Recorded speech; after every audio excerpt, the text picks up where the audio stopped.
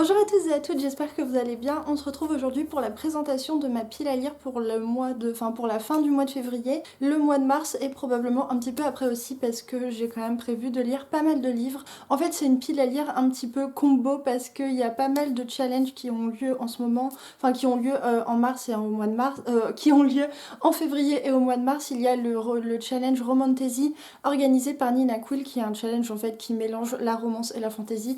Et comme j'adore l'amour et que j'adore la fantaisie, forcément ça m'a donné très envie d'y participer et d'aller fouiller un petit peu dans ma bibliothèque pour trouver des livres qui rentreraient dans les catégories du challenge. Et en fait ce challenge, du coup le Romantasy Challenge de Nina, il se déroule du 15 février, donc du coup techniquement il a déjà commencé, jusqu'à la fin du mois de mars. Et en fait au mois de mars il y a le Readathon SFFF organisé par Perfect Flow de la chaîne Perfect Flow, enfin que vous connaissez, vous les connaissez probablement déjà toutes les deux. Et en fait le Readathon il est pendant le mois de mars et il est concentré du coup autour de la fantasy et de la science-fiction, et comme c'est ce que je lis majoritairement, là encore j'avais envie de participer. Du coup finalement le challenge pour faire ma pile à lire c'était de réussir à trouver des livres qui permettaient de comboter les deux challenges, de trouver des livres qui rentraient dans les catégories à la fois du Romantasy Challenge et du Readathon.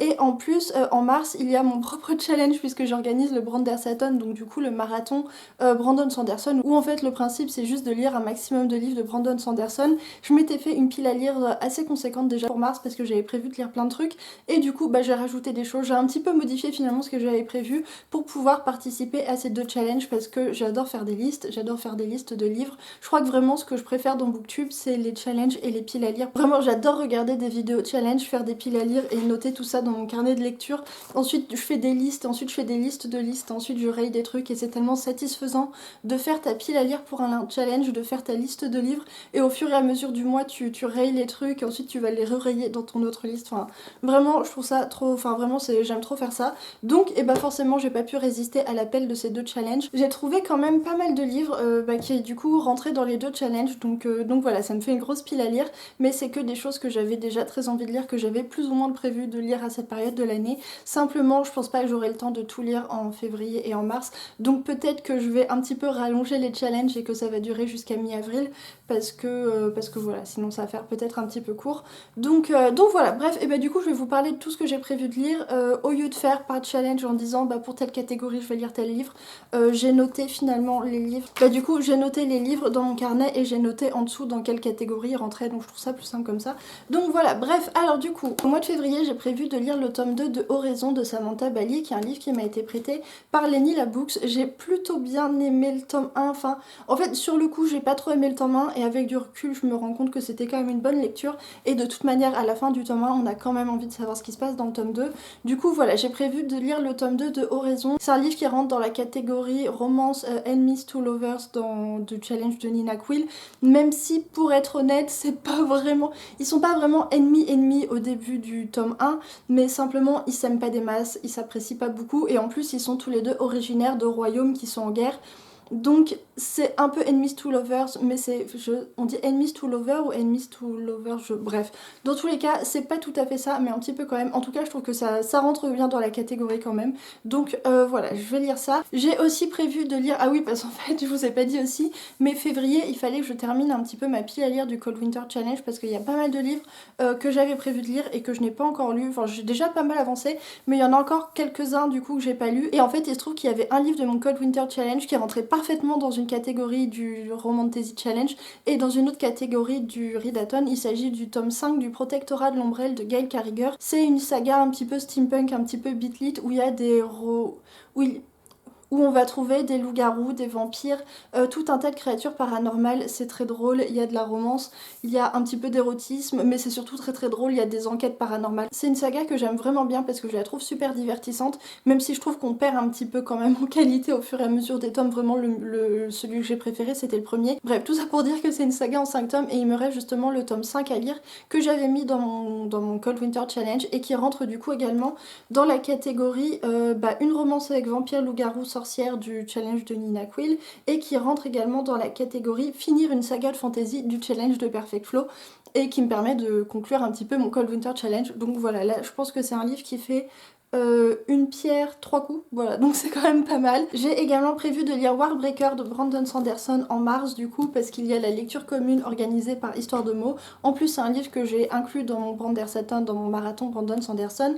Il y a une romance, alors j'ai pas énormément d'informations sur ce livre, mais j'ai demandé et apparemment il y a une romance, il y a une très jolie romance. Du coup ça rentre dans la catégorie du challenge de Nina, la catégorie qui s'appelle une femme badass, parce que clairement on va parler de femmes très badass, puisqu'en fait on va suivre une sœur, enfin on va suivre deux sœurs, dont une qui est envoyée se marier à un tyran, et l'autre sœur en fait qui va vouloir sauver sa sœur, et il va y avoir des histoires avec des dieux, de la magie. C'est aussi un livre que j'avais mis dans mon Cold Winter Challenge, du coup je vais le lire avec un petit peu de retard, mais je vais le lire quand même. Alors toujours en mars et toujours du Brandon Sanderson, j'ai prévu de lire le premier tome de Rythme de guerre, du coup le tome 4 des archives de Rochard. Là je suis actuellement en train de relire le tome 3 qui est vraiment trop cool, et j'ai hyper hâte de lire le tome 4. Et dans les archives de Rochard il y a de la romance, alors c'est pas ce qui est le plus mis en avant, mais il y en a quand même, il y a deux romances qui sont très touchantes toutes les deux, que je trouve très bien faites, parce qu'elles sont vraiment, voilà, on aime beaucoup les personnages. Je trouve que la romance a vraiment du sens, qu'elle est bien construite, en même temps c'est pas du tout omniprésent, mais c'est là quand même, et ça rajoute une bonne dose d'émotion et d'attachement au personnage.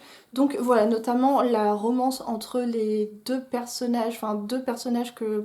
Bref, je peux pas vous dire, mais c'est vraiment trop cool. Et du coup, ça rentre dans la catégorie du challenge de Nina Quill, de la fantasy, avec une carte dedans, parce qu'il y a du coup cette carte là, et il y en a une autre je crois. Il y en a une autre ici, et là il y a un plan de la ville, donc voilà, il y a plein de cartes. Et pour le challenge de Perfect Flow, ça rentre dans la catégorie roman de fantasy, où on va suivre un groupe de personnages, parce que du coup dans les archives de Rochard on suit pas un personnage en particulier, on suit beaucoup de personnages qui forment un groupe, qui sont des alliances et tout. Bref, j'aime énormément cette saga, vous le savez déjà à mon avis, donc voilà, ça j'ai trop hâte de le découvrir aussi. Alors j'ai également prévu de lire, et ça je sais pas si j'aurais bien aimé pouvoir le lire en février, mais je suis pas sûre que j'aurai le temps. Bref, il s'agit des Seigneurs de Bohème de Estelle Faye, qui est un roman de fantasy en 2 tomes. Ça c'est le premier tome du coup, et en fait c'est un roman de fantasy où il y a de la romance. Apparemment dans ce livre il y a une romance LGBT, enfin il y a une romance en fait entre deux hommes. Du coup ça rentre dans la catégorie LGBT+, du challenge de Nina Quill, et ça rentre également dans les catégories fantasy avec un groupe de personnages, ou fantasy avec des sorcières ou des magiciennes, du challenge de Perfect Flow, parce que du coup on va suivre un groupe de personnes qui vont assister et peut-être un petit peu provoquer la chute de l'Empire. Et notamment dans l'autre personnage on va suivre Maëve la Morgaine, qui est la sorcière des ports des Havres qui voulait libérer les océans. Donc voilà, celui-ci il a l'air d'être vraiment très chouette, même si je vous avoue que j'ai un petit peu peur de le lire, parce que pour l'instant Estelle Faye et moi on n'était pas trop copines. J'ai lu 2 romans d'elle, un que j'ai abandonné au bout de 6 pages, et un autre que j'ai terminé que j'ai pas trop aimé. Du coup celui que j'ai pas trop aimé c'est Tia, du coup le premier tome de la trilogie La Voix des Oracles, où c'est assez young adulte. J'ai vraiment pas été fan et j'ai abandonné. J'ai vraiment pas été fan et j'ai abandonné très rapidement. Du coup, comment ça s'appelle? Je vous en parlais dans le dernier vlog. Un éclat de givre que j'ai vraiment pas du tout aimé. En fait, je sais même pas si je peux dire que j'ai pas aimé vu que j'ai lu que 6 pages du livre, mais en tout cas, ça m'a... le début me plaisait pas du tout et du coup je l'ai abandonné voilà, très rapidement. Mais celui-ci, l'histoire a l'air plus cool, j'en entends des avis beaucoup plus positifs. Alors j'aimerais bien terminer aussi assez prochainement Lumière Noire de N.K. Jemisin, qui est du coup son recueil de nouvelles.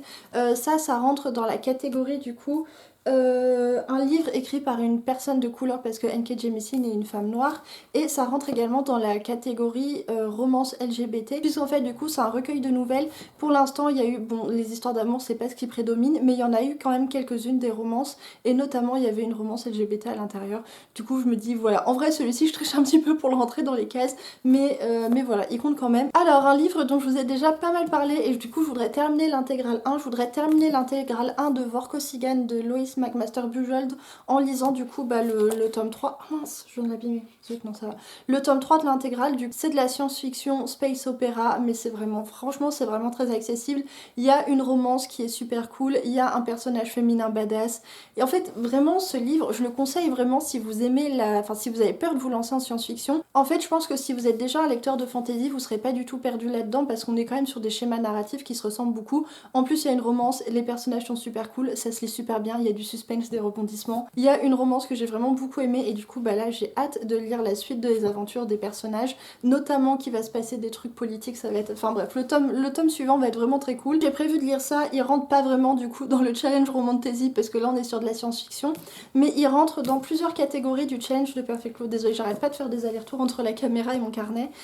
Du coup, dans le challenge de Perfect Flow, il rentre dans la catégorie lire du space opéra et lire de la science-fiction écrite par une femme. Ensuite, dans le cadre du Brandersaton, j'avais prévu de lire l'intégrale Légion de Brandon Sanderson, qui est du coup un recueil de nouvelles plutôt science-fiction autour du personnage de Stephen Leeds, et il rentre dans la catégorie du challenge de Perfect Flow, lire des nouvelles de science-fiction. Donc voilà, il a l'air d'être assez cool. Ça a l'air assez particulier comme histoire, mais apparemment il y a pas mal d'approfondissements sur la psychologie du personnage. Du coup, pourquoi pas. En tout cas, je suis toujours très curieuse de découvrir. Mince, j'ai vraiment abîmé mon livre en fait. Bref, du coup, tout ça pour dire, je suis toujours très curieuse de lire ce que propose Brandon Sanderson, pardon. Donc voilà, j'ai prévu aussi de lire ça. Et ensuite, et sinon pour février d'ailleurs, c'est une lecture qu'on doit commencer tout bientôt, j'ai prévu de lire le premier tome du Sentier des Astres, la saga de Stéphane Plateau, donc le tome 1 s'appelle Manèche, là c'est en format poche chez Pocket, pardon, non pas du tout, chez J'ai lu. C'est un livre du coup qui ne rentre dans aucune catégorie du challenge, à quoi que si peut-être dans le challenge de Perfect Flow, il doit rentrer dans la catégorie de la fantasy où on suit un groupe de personnages, mais c'est un livre en fait que je vais lire en lecture commune, c'est une lecture commune que j'organise, c'était pas trop prévu mais finalement on était plusieurs à l'avoir dans notre pile à lire et avoir très envie de le lire, et du coup la lecture commune c'est un petit peu faite comme ça de manière improvisée. Donc voilà, c'est une lecture commune qu'on va commencer le 20 février, donc du coup normalement au moment où sort cette vidéo on n'a pas encore commencé, ou alors on vient juste de commencer, je sais plus, je connais pas, j'ai pas les dates en tête, mais voilà, du coup si vous voulez nous rejoindre n'hésitez pas, c'est un livre du coup dans lequel on va suivre un groupe d'hommes, de guerriers qui vont partir sur un bateau, remonter un fleuve. On est plutôt sur un imaginaire nordique, ils vont partir dans la forêt de Viantrir où réside le roi d'Iseur, l'oracle légendaire, pour en fait demander conseil. Et du coup on se situe sur les terres du nord où les géants et les dieux marchent encore sous les arbres, nanana. Déjà la forêt frémit des prémices de leur colère, donc voilà, ça a l'air d'être vraiment très cool. Et j'ai super hâte de le lire, donc voilà, si vous voulez nous rejoindre n'hésitez pas, ça se passe sur le Discord et le lien est en barre d'infos. Donc voilà, j'ai également prévu ça pour février, donc comme vous pouvez le constater, ça me fait quand même pas mal de lectures pour le mois et demi qui va venir. Et j'ai prévu d'autres choses, mais là c'est plus des trucs bonus. J'ai quand même noté d'autres livres qui me font très envie, qui rentrent dans des catégories du challenge, que je suis pas sûre d'avoir le temps de lire, mais si j'ai le temps, bah, c'est probablement vers cela que je me dirigerai. Donc je vais vous les présenter aussi. Alors du coup j'aimerais beaucoup lire Station Eleven de Emily St. John Mandel, qui est du coup ce livre dont je vous ai déjà pas mal parlé. Alors c'est un roman post-apo où en fait on va suivre un groupe de personnages qui sont des acteurs, des musiciens, des artistes itinérants en fait qui parcourent du coup les ruines du monde et qui vont jouer leurs pièces de théâtre et faire leur spectacle de musique pour les autres survivants, de manière un petit peu à rappeler le souvenir de tout cet ancien monde, du coup de notre monde de maintenant, mais qui pour eux est l'ancien monde. J'ai vu des très bons avis sur ce livre et notamment c'était...